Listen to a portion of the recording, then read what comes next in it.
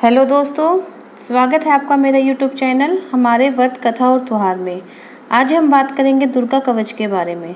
दुर्गा कवच एक ऐसा कवच है जिसको प्रतिदिन सुनने से हमें हर कार्य क्षेत्र में सफलता प्राप्त होती है और कोई भी शत्रु उस व्यक्ति से कभी नहीं जीत सकता जो प्रतिदिन दुर्गा कवच का पाठ करता है। तो चलिए शुरू करते हैं। ओम चंडिका देवी को नमस्कार है। मार्कंडेय जी ने कहा, पितामह, जो इस संसार में परम गोपनीय तथा मनुष्य की सब प्रकार से रक्षा करने वाला है और जो अब तक आपने दूसरे किसी के सामने नहीं प्रकट किया है, ऐसा कोई साधन मुझे बताइए। ब्रह्मा जी बोले, ब्राह्मण, ऐसा साधन तो केवल एक देवी कवच ही है जो गोपनीयों से भी परम गोपनीय, पवित्र तथा संपूर्ण प्राणियों का उपकार करने वाला है। महामुने, उसे श्रवण करो। देवी की 9 मूर्तियां हैं जिन्हें नवदुर्गा कहते हैं। उनके पृथक पृथक नाम बतलाए जाते हैं। प्रथम नाम शैलपुत्री, दूसरी मूर्ति का नाम है ब्रह्मचारिणी, तीसरा स्वरूप चंद्रघंटा के नाम से प्रसिद्ध है, चौथी मूर्ति को कुष्मांडा कहते हैं, पांचवी दुर्गा का नाम स्कंद माता है, देवी के छठे रूप को कात्यायनी कहते हैं, सातवां कालरात्रि और आठवां स्वरूप महागौरी के नाम से प्रसिद्ध है। नवी दुर्गा का नाम सिद्धिदात्री है। ये सब नाम स्वर्ग महात्मा वेद भगवान के द्वारा ही प्रतिपादित हुए हैं। जो मनुष्य अग्नि में जल रहा हो, रणभूमि शत्रु से घिर गया हो, विषम संकट में फंस गया हो तथा इस प्रकार के भय से आतुर होकर जो भगवती दुर्गा की शरण में प्राप्त हुए हो, उनका कभी कोई अमंगल नहीं होता। युद्ध के समय संकट में पड़ने पर भी उनके ऊपर कोई विपत्ति नहीं दिखाई देती। उन्हें शोक, दुख और भय की प्राप्ति नहीं होती। जिन्होंने भक्ति पूर्वक देवी का स्मरण किया है, उनका निश्चय ही अभूदेय होता है। देवेश्वरी, जो तुम्हारा चिंतन करते हैं, उनकी तुम निसंदेह रक्षा करती हो। चामुंडा देवी प्रेत पर आरूढ़ होती है। वाराही भैंसे पर सवारी करती है। इंद्री का वाहन ऐरावत हाथी है। वैष्णवी देवी गरुड़ पर ही आसन जमाती है। माहेश्वरी वृषभ पर आरूढ़ होती है। कुमारी का वाहन मयूर है। भगवान विष्णु की प्रियतमा लक्ष्मी देवी कमल के आसन पर विराजमान है और हाथों में कमल धारण किए हुए है। वृषभ पर आरूढ़ ईश्वरी देवी ने श्वेत रूप धारण कर रखा है। ब्राह्मणी देवी हंस पर बैठी हुई है और सब प्रकार के आभूषणों से विभूषित है। इस प्रकार ये सभी माताएं सब प्रकार की योग शक्तियों से संपन्न है। इसके सिवा और भी बहुत सी देवियां हैं जो अनेक प्रकार के आभूषणों की शोभा से युक्त तथा नाना प्रकार के रत्नों से सुशोभित है। ये संपूर्ण देवियां क्रोध से भरी हुई है और भक्तों की रक्षा के लिए रथ पर बैठी दिखाई देती है। ये शंख, चक्र, गदा, शक्ति, हल और मूसल, खैटक और तोमर, परशु तथा पाश, कुंद और त्रिशूल एवं उत्तम शाग धनुष आदि अस्त्र अपने हाथों में धारण करती है। दैत्यों के शरीर का नाश करना, भक्तों को अभयदान देना और देवताओं का कल्याण करना, यही उनके शस्त्र धारण का उद्देश्य है। कवच आरंभ करने से पहले इस प्रकार प्रार्थना करनी चाहिए। महान रौद्र रूप, अत्यंत घोर पराक्रम, महान बल और महान उत्साह वाली देवी, तुम महान भय का नाश करने वाली हो। तुम्हें नमस्कार है। तुम्हारी ओर देखना भी कठिन है। शत्रु का भय बढ़ाने वाली जगदम्बे, मेरी रक्षा करो। पूर्व दिशा में इंद्र शक्ति में रक्षा करे, अग्निकोण में अग्नि शक्ति, दक्षिण दिशा में वाराही तथा नैऋत्य कोण में खड्ग धारणी मेरी रक्षा करें। पश्चिम दिशा में वारुणी और वायव्य कोण में मृग पर सवारी करने वाली देवी मेरी रक्षा करें। उत्तर दिशा में कुमारी और ईशान कोण में शूल धारणी देवी रक्षा करें। ब्राह्मणी, तुम ऊपर की ओर से मेरी रक्षा करो और वैष्णवी नीचे की ओर से मेरी रक्षा करें। इसी प्रकार शव को अपना वाहन बनाने वाली चामुंडा देवी दशों दिशाओं में मेरी रक्षा करे। जया आगे से और विजया पीछे की ओर से मेरी रक्षा करे। वाम भाग में अजीता और दक्षिण भाग में अपराजिता रक्षा करे। अधोतनी शिखा की रक्षा करे। उमा मेरे मस्तक पर विराजमान होकर रक्षा करे।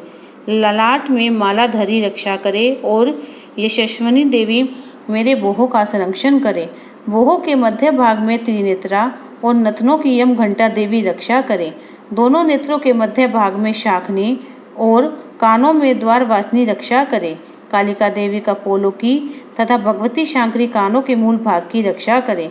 नासिका में सुगंधा और ऊपर के होठ में चर्चिका देवी रक्षा करे। नीचे के होठ में अमृतकला तथा जीवा में सरस्वती देवी रक्षा करे।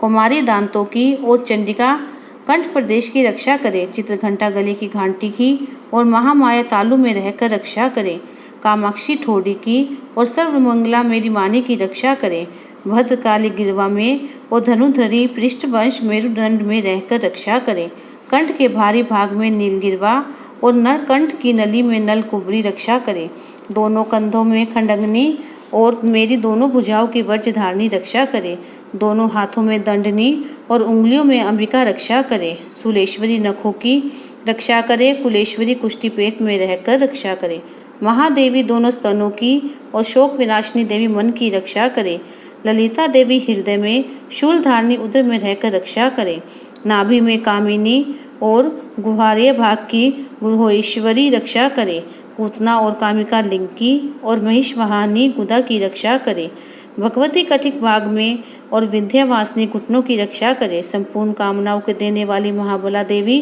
दोनों पिंडलियों की रक्षा करे, नारसिंही दोनों घुटियों की और तेजस्वी दोनों चरणों के पृष्ठभाग की रक्षा करे, श्री देवी पैरों की उंगलियों में और तलवासिनी पैरों के तलवों में रहकर रक्षा करे, अपने दाढ़ों के कारण भयंकर दिखाई देने वाली दृष्टकाली देवी नखों की और उद्रेष्ट केशवनी देवी केशों की रक्षा करे, रोम वलियों के छिद्रों में कोबेरी और त्वचा की वागेश्वरी देवी रक्षा करे, पार्वती देवी रक्त मज्जा वसा मांस हड्डी और मेद की रक्षा करे, आंतों की कालरात्रि और पित्त की मुटकेश्वरी रक्षा करे, मूलाधार आदि कमल केशों में पद्मावती देवी और कफ में चामुंडा जूड़ामणि देवी स्थित होकर रक्षा करे, नख के तेज की ज्वालामुखी रक्षा करे, जिसका किसी भी अस्त्र से भेद नहीं हो सकता, वह अभेदा देवी श्री की समस्त संधियों में रहकर रक्षा करे, ब्राह्मणी आप मेरे विजय की रक्षा करे, छित्रेश्वरी छाया की तथा धर्मधारिणी मेरे अहंकार मन और बुद्धि की रक्षा करे,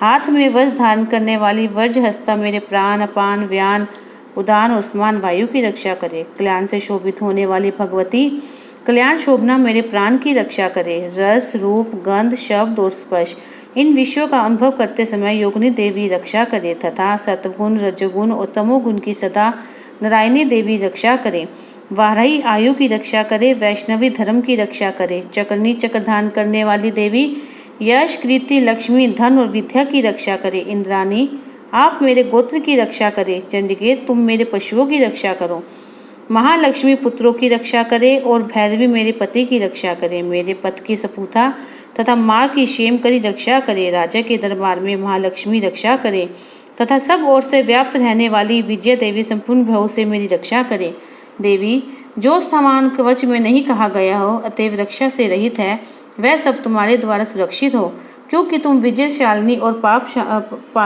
पापनाशिनी हो।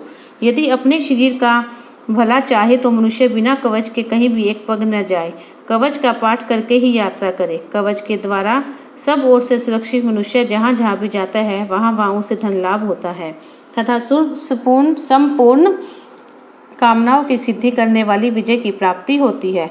वह जिस जिस अभीष्ट वस्तु का चिंतन करता है उसको निश्चय ही प्राप्त कर लेता है। वह पुरुष इस पृथ्वी पर तुलना रहित महान ऐश्वर्य का भागी होता है।